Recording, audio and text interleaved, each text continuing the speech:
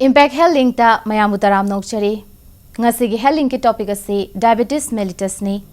Hiramasigi matang da ngangbinaba aikhoigi studio da link sinduna lebiriba expert asi Dr. L. Somorendro Singh, Deputy Director Public Health.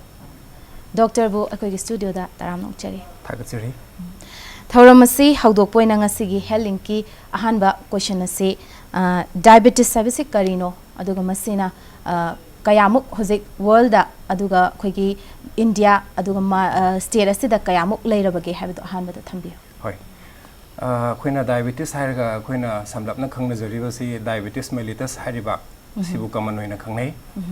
khoi miyoibagi hakchang sida insulin koba chemical amakhak cheli hariba insulin cheliba insulin gi chang se handarakpa natraga insulin gi mathau se mapung phana torok tabadagi ai khoina chabada yauriba chanang gi saruk thau gi saruk amasung protein gi saruk se sakhe eba matungda hakchang na mapung phana season ba ngamdadana e da cheliba chini gi chang se wangkhalai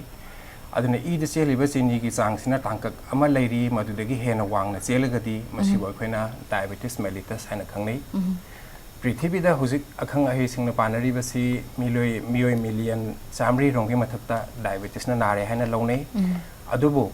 masigi manungda saurangna tangkhai ama mukti nazarabasu nare haiba khangdana undiagnosed case oina leiribani aduna masida luribadi nare haiba khangdana leiriba diabetes mihoi singse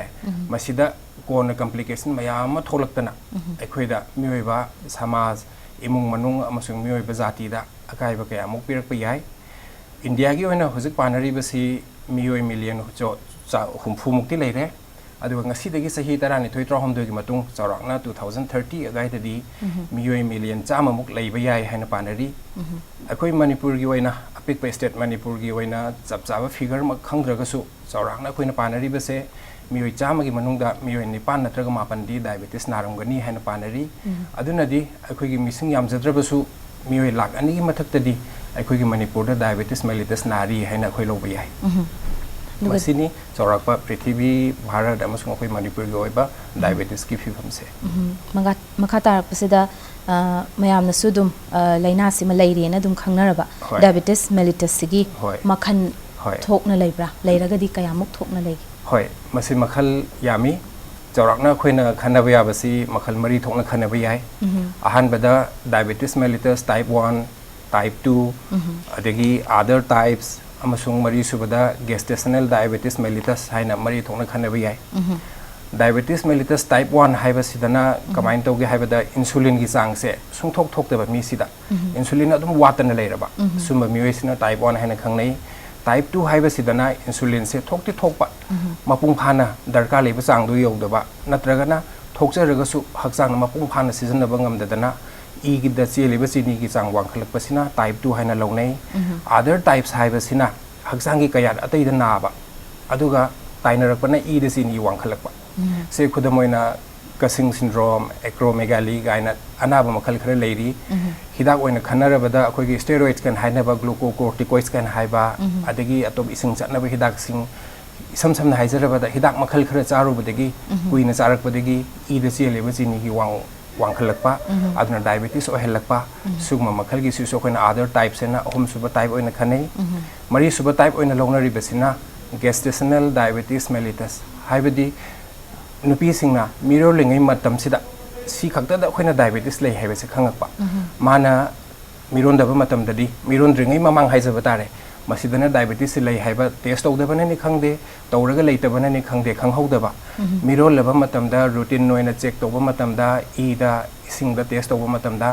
maroina e da tawriba test tawba matam da chini gi chang su wangna lerambadagi diabetes leire hana khangakpa se masibuna khoina gestational diabetes mellitus haina khangi asumna diabetes makhal mari thokna type 1 type 2 others and GDM haina mari thokna khaidokpa ya mari thokna khaidoi ma diabetes ki symptoms di kai kai oiba diabetes ki layong se yam samna samlapna asumna khana ba yai mi se ising se yam kauba ising se yam khaurang ba adugi ising khaurang ba ne ising su yam thakani adugi ising su yam chatkani aduga kanaguma mioi singna ekhoi na sum thengna jaba matamda ei sing yam thai adugi sing yam chatli haibasu lei aduna ani sida khenari basem yengbiu amana sing yamna thakchal laga आइदि आइना थक इसिंग थकप फै हैना थकचलगा इसिंग याम चटपनि अदुदि थकचलबनिना Chatap ताबनि normal नि diabetes की ओइ तारगदि इसिंग कौबा इसिंग खौरांग कनि हैबा फै हैना थकचन बनतबा इसिंग जे खौरांग तन पंगथक थागा पंगसक चटपा अदु हक्सांग सुम सोकथरकपा यांग कंगसलकपा चाबदी पंगचाद चानिंगबा चारिगै हावबा अदुन मयामना फागी ओइना हाइनै डायबिटीज लेरबदी नुंग फावबा हावै हाइनरिनेबा अदुन चानिंगबदी याम फावबा अदुग चाबगी मतिक हक्सांग चावखलकद्रा नोइखलकद्रा हाइबगी महता ओन्ना तैनाना यांगसे सुम कंगसलकपा अदुन इसिंग याम खौरांगबा इसिंग याम थकपा चिल्लै खर खर कंगबा हक्सांग सोकथरकपा चाबदी याम चानिंगबा अदु यांग कंगसलकपा हारिबसिंगसे डायबिटीज की सिम्पटम ओइबि याय मागी लायोंग ओइबि याय अखोइना दुम कहिनि इसामक्ता दुम फावबा सिगुम्बा इसाम समना सिगुम्बा लायोंग सिंगसे थेंगनारे अखोइना सिम्पटम्स सी लैरे अदुदि मिंगोंदा अखोइना उ अहलमंदा नागिबदसु उगिबा मतमदा सुमाइन तौगिको हाइबा अखोइसे सिंगनाबम फावरगदि मासे कमाइना डायग्नोस तौगनी कमाइना अखोइना येंगथोकनी होय अदुना हुजिकी हाइबा लायोंग सी लैरगदि उबिरगदि डायबिटीज सोइदना लैरे हाइबा मक्ति नते लैरमबा याय हाइबगी थाजबदुदि लैरे अदुना हंगबिरिबा दुमाइना अखोइ डायग्नोसिस तौबा अमा दरकार लै लायोंग लेपथोकपा अमा दरकार लै मसिगी तमुक्ता अखोइना ईगी टेस्ट तौबिगदबनी यूरिन की टेस्ट तौबदसु इसिंग की टेस्ट तौबदसु चीनी की चांगसे वांगमबदि अदुम थेंगनै अदुबु यूरिन की टेस्ट तौबद वांगिबसिना अखोइना डायबिटीज लैरे हाइना डायग्नोस तौबदि खितंग चुमफाते अदुना डायबिटीज सोइदना लैरे हाइना टेस्ट तौननबगी दमक्ता अखोइना ईगी टेस्ट तौवी ईगी टेस्ट अखोइना मखल अनि थोकना तौवी अमना फास्टिंग हाइना चाद्रिङैदा तौबा अमा अमना पीपी हाइना चारबा मतुंगदा पुंग अनि लैरेगा तौबा टेस्ट मखल अनि से तौवी फास्टिंग हाइबसना कइनो हाइबा मतमदा अखोइना यामद्रबदा पुंग 9-10 करिगुमा अमता चादना लैराबा से खुदम ओइना अखोइना फास्टिंग से अयुक्त तौनै मरमदि कइगिनो हाइबदा अहिंगदुमा अखोइना कइमता चादना लैरबनिना अदुना पुंग 9-10 सी करिमता चादना लैरबा मतुंगदा अखोइना चिंगिबि ई से फास्टिंग ब्लड ग्लूकोज कवै अदुना मसिरा तौगदोरिबा ई सिदा अखोइना कया यामना लैरे हाइबसमा येंगनी अदुगी मतुंगदा अखोइना चाक चाबनी खंगदे पुक थननबा करिगुमा खरा चारनी तन ओरगसु चाक ओरगसु पुक थननबा करिगुमा खरा चारगा पुंग अनि लैरगा ई अमुक हन चिंगनी सिदैसिदा शुगर की चांग कयाम यावगे हाइना येंगनी अदुना अहानबगी चरा हेलगा पुंग 9-10 चाक चादना लैरबा मतुंगदा चिंगिबा ई सिदा लैरिबा शुगर की चांगसिना चामगा 16 तगी हेलबा पुंग अनि लैरगा चिंगिबा ई सिना चनी की मथक्ता लैरबा अदु ओरबदी हाइरबा मियोइसे अखोइना डायबिटीज मेलिटस लैरे हाइना लौबा याय सिनतबा अतोप टेस्ट अमगसु लैरि OGTT हाइना ओरल ग्लूकोज टॉलरेंस टेस्ट हाइना अमा लैरि हाइरबा टेस्ट सिदना अखोइना कनो तौद्रिङैदा ngsaigi akhoi mamangi test di chara helingeda aidi karim chadringeda hai sirasu karim chadringeda tawdoribani masina chawrakna pung 10 muk karim ta chadana lehelle mi se marak sidi sing khoranga gi sing thakpadi yai pung 10 gi mathakta masi karim ta chadana leiraba matungda i se amuk chingbirani maduri yawba chini gi sang olani adugi matungda glucose gram 135 ising glass amada chawrakna pawa amamuki ising da thitpirani adu hariba glucose minute manga gi manungda thakpigadaba pit pit pungkhai ma thakpa yaroi sunagi minute manga gi manungda thakpiraga i amuk chingani adana ngasai fasting da kai pung 10 gi mathakta pung 10 13 12 aidi pung 30 muk chara helaga i amuk chinge glucose amuk thae pung ani leraga muk chinge adu hariba sim yengba matamda ngasai gi changdo चाद्रिङै द चिंगबदुना चाम 16 की मथक्ता लैरबा चारबा glucose थाबा मतुंगिदुना चनी की मथक्ता लैरगदी मी से सोइदना मकी diabetes mellitus लैरे हैना कोई कंफर्म तौबिबा यारे मखादा हंजनिंग बेसी खोइना मागी ओइरकपा याबगी फिबम से मागी रिस्क फैक्टर से करी करी नो डायबिटीज ओइरकपा याबगी होय अदुना होजिक मॉडर्न सोसाइटी हैजे बतारे अदुना चौखलकपगी मतुंगिना अखोई होंगइबा लाइफस्टाइल सिंगसे लाइफस्टाइल चेंजेस मसीमक्सु अखोई डायबिटीज की रिस्क फैक्टर अमनी अदुना ग्लोबली डायबिटीज की चांगसी इसिंग इचाउदुना सुम हेंकलाइबा से मसी अखोई लाइफस्टाइल सिनने हाइना खन्नाबदा थोइदोकना लालोइद्रा हाइना खनजे मरमदी डायबिटीज की रिस्क फैक्टर सिंगी मरकता ख्वाइगी मरुओइबा फैक्टर अमा ओइरिबा से अखोई फिजिकल इनएक्टिविटी थबक इंगांग सुबा वालकपा हुमांग ताबगी थबक सि वालकपा फचतले फमगा दुम चटपा अदगी लैरे फमगा दुम लैबा टीवी येंबा अदगी सि इसकरी हाइनी सादो हुमांग ताबगी थबक फिजिकल एक्टिविटी अमक्ता लैरक्तबसे मसिसु अचौबा रिस्क फैक्टर अमनी अदगी चाबगी स्टाइल हेल्दी डाइटरी हैबिट्स अखोई लैत्रे हेल्दी डाइटरी हैबिट हाइबगी अर्थदि कैनो अखोइना चाबद सिजनरीब थाव से अफब मखल की थाव चाब फंगतबा नत्रग चारक्तबा वही वही चाब वालकपा अदगी अफंग अफंग रेडीमेड फूड सिंग से हेद चासलकपा अदना अखोई अनहेल्दी डाइटरी हैबिट ओरकपा अदगी अमुक से मरी मता सिंग अहल लमन सिंग इचिल इनाउ सिंगदा डायबिटीज नागिब मियोई सिंग ओइरबा अदगी इसागी अवांगबगे इसागी अरुमबगा चानादना लुमबा अखोइना BMI वांगबा हाइनै नत्रग ओवरवेट ओइबा मी हाइरसु यारे अदना इसागी अवांगबगा अरुमबगा चानादना लुमबा मियोई सिंग मरोइना नोइबा तारगसु हक्सांग लोइनमक नोइबा सिगा ख्वांग खतंग नोइबा पोक खतंग नोइबा मी सिगसु पोक खतंग नोइबा मी सिन हेना डायबिटीज की रिस्क वांगबा हेली BP वांगबा मियोई सिंग यू थकबा मियोई सिंग चुरुप थकबा मियोई सिंग हाइरिबा सिंगसिदा डायबिटीज की रिस्क फैक्टर अचौबा रिस्क फैक्टर लेरेना लोबा याय नुपीगी नमुक तोंगानबा हाइजरिबा सिंगसिगी मथक्ता नुपीगी ओइबा अहेनबा फैक्टर खरे लई मखोई सिंगदुरी करिनो हाइबा मतमदा gestational diabetes mellitus I think असै GDM आइना मथक्ता पंजखिबा मिरोलिंगैदा शुगर वांगखिबा नुपी सिंग अदगी अमुक पॉलीसिस्टिक ओवेरियन सिस्ट आइना नुपीगी लाइना मखल अमा लेरी आंगांगी लंबीदा नाबा अदु नाबा मियोई सिंग अदगी अहम सुबदा अखोइगी आंगांग उनबा मतमदा आंगांग यामना चावबा किलो 3 मखाइगी मथक्तगा चावबा आंगांग सिंग पोखिबा मियोई सिंग से मसिना हयंग डायबिटीज ओइरकबगी मरम ओइबि याय अदन रिस्क फैक्टर सिंग से चौरांग सुमाइना खनबि याय अदन मतंग से लाक्चनिंगबा मना अखोइगी अहल लमन इरिता अखोइगी इगी मरिदा नागिबा हेरिडिटरी नाबसे से तंगाई फदना दुम नाब्रा कंपलसरी ओइब्रा इमुंगदुदा अनाबम लेग्रगदी मखा थाबसिंग अदमाइना नारकपा याबगिसे एक कंपलसरी ओइब्रा मसे अखोइगी रिस्क फैक्टर हाइबनी रिस्क फैक्टर हाइबसिगा सोइदनमकी तौरनी हाइबसिगा खेनबा खरे लई रिस्क लई हाइबनी ओइरकपा याय हाइबनी अदन इमुंगदुदा नत्रग मरी मतादा आइगी फर्स्ट डिग्री रिलेशनशिप हाइजबा तारे आइगी इमा इपा इचिल इनाउ सिंग नागरगदी नारकपा याबगी रिस्क से लाकदोरिबा मचा सिंग नत्रग मचिन मनाउ सिंग लोइनमक लेबदी नते मयाम सिंग रिस्क लेरबनिना हेल्दी लाइफस्टाइल तहौदबा हेल्दी डाइटरी हैबिट लेहौदबा सिंगदो मोइसिंग नागल्ली हाइबगी वानी सोइदनमकी नारदौनिको हाइबा वाफमदी कैसे लेते अदे मखा चथरक पोइना खोइगी सिगी डायबिटीज मेलिटस से लेरे हैना खंगागदी अखोइना खुजिकी एक्सपर्ट सिंगना डॉक्टर सिंगना हाइबिरिबा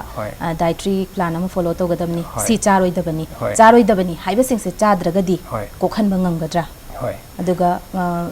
अखोइगी वेट हंथहनबा सी ओइरगदी पुंको कोहनबा ngamgadra हाइबदो थंबी याम फजै हेक्ता कोहनबा ngamani हाइबा वाफम सिमदि लेते अदुगा अखोइना चाबसी सांककना चारबा अदगी नियम चुमना चाबीरबा डायबिटीज लेबे मियोय मना चिंजा ककना नियम चुमना चारगदी मागी ब्लड शुगर से कंट्रोल तोबदा यामना लाइन थोए यामना स्मूथ ओइना कंट्रोल तोबा याय हाइबगी खकी वानी अदुगा चिंजाक सिंसे कथरगदी डायबिटीज कोखरगदौनी अमोहना तौररोय हाइबा वाफमदी केसु लेते अदुना डायबिटीज नारबा मियोय अमगिदी चिंजाक ककपा हाइबसे चिंजाक चांग नायना ककपा मीन्स अखोइगी खरा चाफम थोकना चाबा चाफम थोक्तबना चादबा हाइबसे मसी ओरगदी शुगर कंट्रोल तोबदा नुगाई हाइबा खकी वानी अदुगा अमा प्री डायबिटीज हैना कंडीशन अमा खक लेरी आइना ngasai मथक्ता पंजखिबा चाम कुन चाद्रंगैदना चाम कुन तरुक हाइबा चारबा मतुंगदना चनी हाइबसे कनागुंबा मियोय अमा चाद्रंगैदा चामगिदगिना चाम कुन मंगा खबो फावपगी मनुंगदा लेरबा चामदैना चाम कुन मंगा हाइजबनी कोइन हाइजबदो चाद्रंगैदा डायबिटीज ओरगे हाइगना चाम कुन तरुकी मथक्ता लेगदबा प्री डायबिटीज ओरगना चामदैना चाम कुन मंगा बाहोगी मरकदा लेबिगदबा चाद्रंगैदा चारबा मतुंगदना चामगा निफुदगिना चनी बाहोगी मनुंगदा लेरबा अदि चनीदगिदि हंदरबा चाम निफुदगिदि हेलबा मोइसिंगदि प्री डायबिटीज हाइना खंगनै डायबिटीज ते यौद्रिबा प्री डायबिटीज की स्टेज दे लेबा मीसिंगसिदा चाबा थकबा ककथलबा लाइफस्टाइल से खरस होंगतोकपिरबा अदु ओरगदी डायबिटीज से पोस्टपोन तौबा नत्रग प्रिवेंट तौबा ngamba याय हेबा लाकदोबदो लाहंदबा नत्रग लाकदोबा मक लेरगसु तपना थेंगना लाहनबा ngamba याय हेबा अदु डायबिटीज न कंफर्म तौखरबा मी अमददी डायग्नोस तौखरबा मी अमददी चाबना डायबिटीज को हनबदि ngamoi शुगर कंट्रोल तौबदि यामना लाइन थोकनी स्मूथ होइना तौबा यानी अदुगा डायबिटीज सिगी लेबसदा वेट हंथबा मागी चांगमदा थंबा नोय खर हंदबा हाइबस यामना मक तंगाई फब्रा याम तंगाई फदि वेट हंदहनबा अदगी मो फेट की सरो हेलहंदबा मसी फजना थंबसिना अखोइना चागदोरबा हिदाक अदि डायबिटीज कंट्रोल तौगदोरबा चागदोरबा हिदाक कापगदोरबा हिदाक सिंगसे मोगी एक्शन से फजना तौहल्ली अदुना शुगर कंट्रोल तौबदा यामना मतेंग हेले याम नुंगाइजरे डॉक्टर मखा ताबा वहंग कयाम लाक्चगिगे हौजिकी ओइनदी कमर्शियल ब्रेक अम लौजगे इम्पैक्ट हेल्थ लिंक पु मीटिंग तादुना लेबियो इम्पैक्ट हेल्थ लिंक तमया बोम कहना तराम नोकचरी ngasi हेल्थ लिंक की टॉपिक से डायबिटीज मेलिटस नि ngasi gi oine lengsin biriba expert Dr. L. Somorendro Singh, Deputy Director Public Health ni. Dr. da makhatana lakchani ba wahang ase type 2 diabetes akhina laire haiba khange diagnose tawre adudi doctor singna magi treatment se kamaina makha chathagani hoi okay haijage masi akhina tangka khara thokna khaidok pa yai ahan bada sugar lerami ba mi du da lerami ba sugar gi changi matungina akhina hidak thaba thadaba tangka ki matungina thai ahan bada akhina tawri ba se lifestyle modification haina sedentary lifestyle haibati humang taba thabak amta tawram da ba mi sing se haksang sajen tawsi haina haijai adna lifestyle le kharo hongto kani adi dietary habit ta khara modify tawni haibadi aina chini yam charamba thau yam charamba चाबद थिंगमदबन चिंगबा यू थांबा चुरुप थांबन चिंगबा सिंग खरा कक्थलनी अदन चिंजाक खरा होंगबा अदगी आइगी सागी exercise गुम खरा तौरबा मतुंगदा था अमगुंबा अखोइना मुक येंगबा याय अदुगा मसिदैसिदा अमुक चेक तौनी ngसाइगी ब्लड शुगर दो फास्टिंग पीपी दो मसिदसु सम वांगगा लेरगदी अखोइना हिदाक हाइसे अदुम थारनी हिदाक थाबा मतमसिदा अखोइना ग्रुप अनि थोंग मुक खाइदोकबा याय अमना ओरल हाइपोग्लाइसेमिक एजेंट हाइदि गुलीगी सरुक अमना इंसुलिन कापगी सरुक कापसु याय गुली वैना चाबसु याय अदना करम्बा मियोय सिंगदा गुली चानी करम्बा मियोय सिंगदा इंसुलिन कापकनी हाइबना चिंगबदो मागी लेरिबा चांगदोगी मतुगिना मीदुगी कंडीशन दुगी मतुगिना लेपगा दुम तौनी अदुगा ट्रीटमेंट दा अखोइन हिदाक ngakte हेना हेता यारबनी हाइबा नते लाइफस्टाइल मॉडिफिकेशन डाइटरी मॉडिफिकेशन अदिगी दरकार लेरगनी हिदाक सिंग मयामसि पुल्लबा मतुंगदा अखोइना डायबिटीज ना लेरबा मी अमबो अखोइना दमाइन तौदना लायिंगजै aduga hojik panbi khiba insulin kapagi se ada conditions na insulin kapagi oitaragadi mase for the rest of persons like komagi lifelong do mapunsi chu pase loiba bause insulin dum kapkadabra hoi haijage diabetes tang sai aina mathak te panjakhiba da type 1 haiba ma yaujagi type 1 haiba se mi sigi masada gi insulin haiba se thadoktrabani na magi blood sugar control tongna na bagi damakta punsi super insulin kapa hai bse darkar lei insulin kaptragadi madi punsi nungsang hingbang amoy aduga atai lemoriba type 2 diabetes atai diabetes singsidadi insulin kapa hai bse darkar ler pa yai aduga amuk kap hogragadi punsi ki kap kani hai bse dinate akoina lifestyle modification adagi dietary changes adagi amu oral hypoglycemia adi guli na chingbasina charga yengaba matungda ngamdragadi control to bangam dragadi akoina insulin mo hapsan ba yai adi insulin se hapsan lagadi so idana makima control to basingam mani haijariba adagi ngamgraba matung dagi de akoina insulin se tapna lokthok aga handaraga haijaba tare hana yamna kapamba se tapna sum handaraga insulin se lokthokraga konadi guli ngakdana adum sahoba yai adna type 1 diabetes mellitus natragadi akoina insulin se punsi supagi kapkani hainingai hai ningai leite darkar lerga kapkani darkar letraga dum lokthokhiba yai aduga akoigi insulin sigi mahutta replace tawna pill gumba sijinaba yabagi condition lei ngasai kana mina pills ka koi ngasai oral hypoglycemic agent natraga guli haijari bese pills to buni pills ka insulin ga anima punna samina ba misu lei kana gum singna insulin ngakta nga kapaga pills ada ba misu lei sabu samina raga su type 2 diabetes tadi insulin se lifelong kap ko do bana ta banina matam khara kapamaga darkar leitraba matungda adum withdraw tokthokibba lokthokiba adum yai pills num hot adum sinjan hoba yai kesu akai ba leite daga makha ta janing ba se khoina sigumba leina type 2 diabetes se leire na khangaba nupi sida magi menstrual cycle adu natraga na magi menopause la khoma tamda se glucose level na magi affect tor katra tawi glucose level siga nupi gi sigi cycle siga yamna nakna ba mari leine adna nupi gi cycle sing siga khoina estrogen progesterone haina hormone makhal ani khak leiri hairibo hormone sing si kam tawge haba matamda nupi gi mens la amda gi hapta am ki mamang se master hormone se kaire sunna leiba balance se kaire heba adna hapta am ki mamang da magi sugar level se down tore adna mens loireba matung numit ni humni gi matung dagi di magi normal level da hani gi lefam tok pa sang da muk lai adna pre khoigi kano siga menstrual ki mens ki mamang matung numit khara adagi menopause lakraba matung sigi matam singse khoi gi sugar gi level sing da khara disturbance khara de adumak lai adu yam kanna maduna yamna aruba mo oibede nate kesu mi painingai leite adu khitang ohong ba khara lai haijaba gi wani makha jatha jarak paina diabetic patient amna mana chagadaba mana kari chaba yai kari chaba yade sizina ba yaba thakpa yaba yadaba singdo haibiya mase diabetes ki lakpiba patient haisira diabetes leba missing haisira moina yam khangning na hang bai khoida barabar lakpu lagadi masi haidragadi moina nungai jada bo hangni mase moina question ni aduna masi khoina chawrang group ahum thongna khaidok pe yamna khoina yamna laina khangba kawroi do mongda aina swaina group ahum thongna thamjaningi amana saba sungya yada ba pot haiba ma pura avoid tawgado ba ade amana restrict tawgado ba saba khara di sa si adu yamna sagum siko haiba pot ama saba da free oi ba chaningi ke chaw khara ke chaba yai haiba ma smai to dam category ahum thongna khaidok pi yai adu bu khoina kawbiroi da ba amana diabetes haiba se saba da khara hedi yenga ka chaw ko haiba adu ma makhal gi pot amane aduna saba da khara gai yenga ga chaw ko haiba sima khoi wakhal da kaw da sum thambiraga ngasai gi group ahum sida saba da sungya ya de masimadi thengbo bhaw ya de ko haiga do posina ekhoina chini suhi sitamesi khohi glucose sumaina athum bagi si gi group sing se masi de khoina sabi ba yadre adege amu khara gai di chasi saba di ai adu bu yamna di chaning gai chanu ko free da chanu ko haiba posina ekhoina khoi gi leinung da ta ba pot se kodumoin pan leire mangra leire har leire ha leiko sa adu leinung da ta ba sumba vegetable sing sima khoi khara handhana sa si se kodumoin pan iromba yam pa me pan iromba du puk thanna ba teng ko chobam sa ba di yaroi haijari ba mathel oina khijik tang cha ba di dum yani adu maina leinung da ta ba posima khara handhana sa biu adu ga khoi mathak ta pan ba mana masing harasu se kodumoin mairen di sangde kobi hangam sangi khena basi ba haijari ba adu mairen gumba sang da ba posing se non green vegetables hai adu sang da ba posu lainung da ta ba pot ka chamana na khara handana sabiu adu ga khoin sanga khoi chaning ba ngak tani adu sanga si saba matam da khara gai ti sa si khara gai hai bisi kyam yam bano hai ba matam da nong ma da 150 gram gumba sa si adu sanga gi makhal si su ani thong na khai doi red meat hai ba ma wa red meat na ta basima ani thong na khai doi adu khoina generally commonly khoina kamaina red meat se khan si ge hai taragadi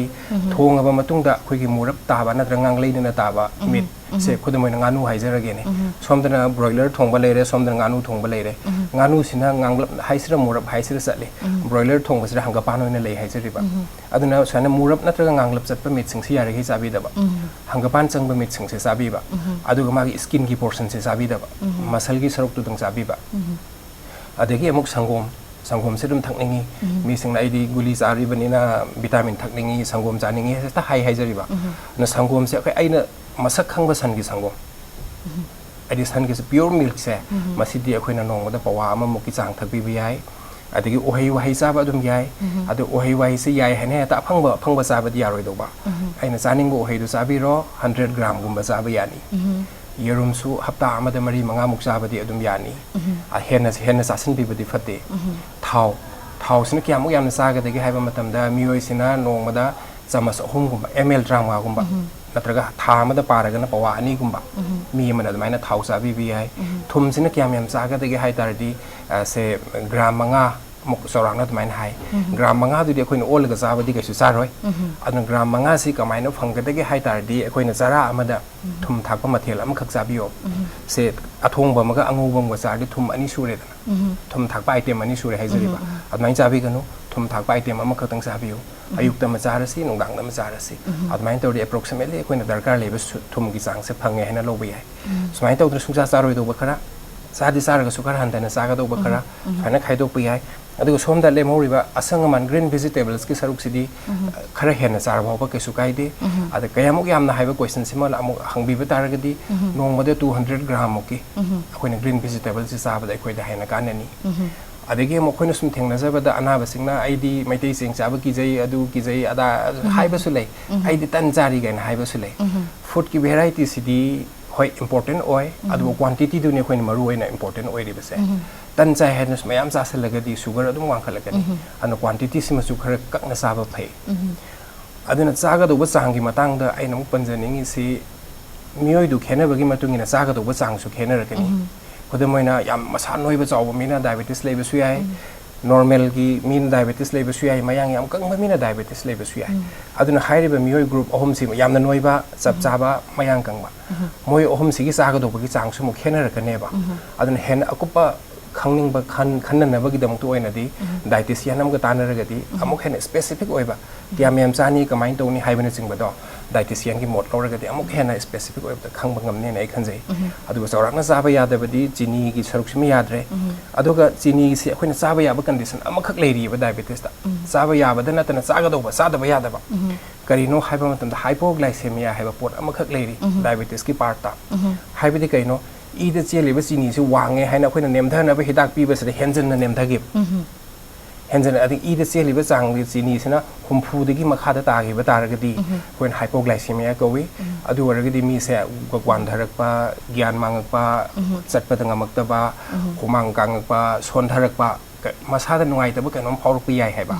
अदु hypoglycaemia थोगदी अखोइन चीनी ngसai चाबा यादेना थिंगजग्रेबा चीनी से sugar की चांग से होय चीनी मक ओइबिरसु याय ग्लूकोज ओरसु याय चीनी यावबा चापोट ओरसु याय सम चीनी खर चासन बिहौद्रगदी मतम चाना चाहौद्रगदी खुदोंथिबा थोकपा याय हेबा अन हाइपोग्लाइसेमिया की लायोंग से करिगुम उरबदी अखोइना मनाक नकपा अमदगी चीनी खंगदी अथुम खंग केनो चासन बिहौगदबनी होय अन सि हाइबा वाफम सिदी डायबिटीज लेरबा मिदुसु खंगबिगदबनी लेमिनरिबा इमुंगी मियोय खुदिंगसु लोइना खंगबिगदबनी बा अदन हाइबा कंडीशन से नतना चीनी की सरुक्ति डायबिटीज तदि सादबनी हेन फै मखादा लाक्चनी से खोइना डायबिटीज की कॉम्प्लिकेशन से खोइना डिले तब याब्रा नत्रगना मासे प्रिवेंट तब याब्रा अदुम तब थम याय डायबिटीज की कॉम्प्लिकेशन से मसी डायबिटीज की कॉम्प्लिकेशन की मतंग से अखोइन याम नुंगाइबा कोई क्लिनिकल प्रैक्टिस ता अखोइन सुम थेंगनाजब याम नुंगाइबा का सुलाई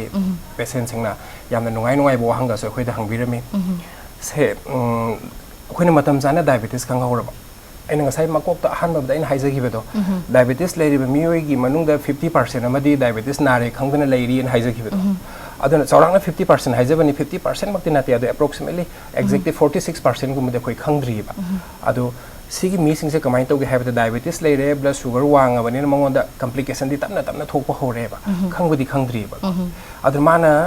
diabetes narian khangba matam duri complications already maud leighreba koina hidak chaba horeba ade khare leraga haugiba complications singduna mathi phongtore mapan thokle adu mi hoina kari haige da diabetes ki hidak chaba digi ai kidney sokle adu sokle da sokle hai diabetes ki hidak chaba da complication ta hanba asengudi diabetes ki hidak chaba na nate ade ani subadana guli si chare charaba horaba matung da chang naina phajana sadre charaga su sugar control phajana tawdre matam chana check tawdeba digi adu mangonda complication lai adu moina hairina guli jaba digi diabetes ki complication guli jaba digi ngasai complication la halena guli da sum badnam tawbiba tasengbadi guli duna nate chaba da chang naidaba natraga matam chana khanghodaba duna complication thokpane heba aduna masidagi ngak thokna bagi damakta di khoi matam chana early diagnosis natraga timely diagnosis matam chana diagnosis tawham darkar lei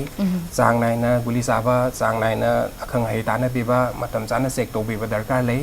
adu waragadi diabetes ki complications se koina ngak thokpa yai prevent tawba yai or lakpa mak taraga su tapthana delay tawba yai heba aduna matam chana diagnosis tawba chang naina hidak chaba regular waina check tawbiba se masina diabetes ki complication dagi ngak thokna ba masu postpone tawna na ba khwai ge arai bu pai ne doctor ना हाइबी की सुमाइना होजिक लाइरिबा मतम सु क्या लाइसलक्ट्रे होजिक लाइरिबा diagnose तौदबा मयाम अमसु लाइ हाय अदो हेन हेन मियाम द अवेयर ओइनानबा अरोय बोइना ngasi viewer sing na su khangja haunaba message am tum pibi masigi matang de ai haijening ba se khoi ge diabetes di lifestyle ge yamna mari leina ba pot ama oibani na ai khoi nom hafta amada yamdrabada minute chamyang khai haina lairek na hai adu masi to oga so khoi hafta amada nomada pungkhai ama mamse hafta amada numit mangani di exercise to biu haksang sajen to biu adu kayam yamna to ga de ge hai tar humang joro tana to bi darkar leite sor thabe ro hon ba ba gi chang se hafta amada exercise to biu adigi chaba thakpa matamda henjan na sasan bigano agi darkar leiba changdu da chasi adi henjan na chaba haiba se phatte aduga junk food angang wereng ri hona junk food pizza se packet ta han ba pot pizza se masi toksi maramde moise sarakpa matamda yauri ba thau se masi akhoina diabetes bu yamna thoan bangam ba thau ma oigalli adna junk food pizza se angang wereng ri toksi aduga mo haijening ba amana mi amana kona diabetes oirakpa haiba se mama gi pukung de khoi sem bi ai ba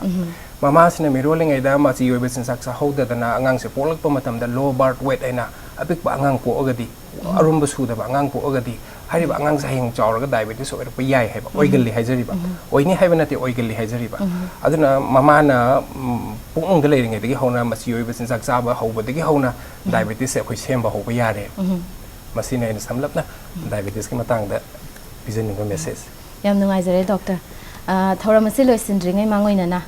Rims Road เลยบะกังลา diagnostics จะกี่ด็อกเตอร์ดักงสิขดลมาตัมบิวนะให้บิเลยงสิขดลสิด็อกเตอร์ดักตัมเจ thank you ยามนุ่งไงเลยงสิกิทาวรามัสิดาการนับฮิรัมกายามาคุยตักปีบกิตามักตาด็อกเตอร์บุทากเจมาตั้งสวายสิดา impact health link ลอยสินเจริครุมเจริ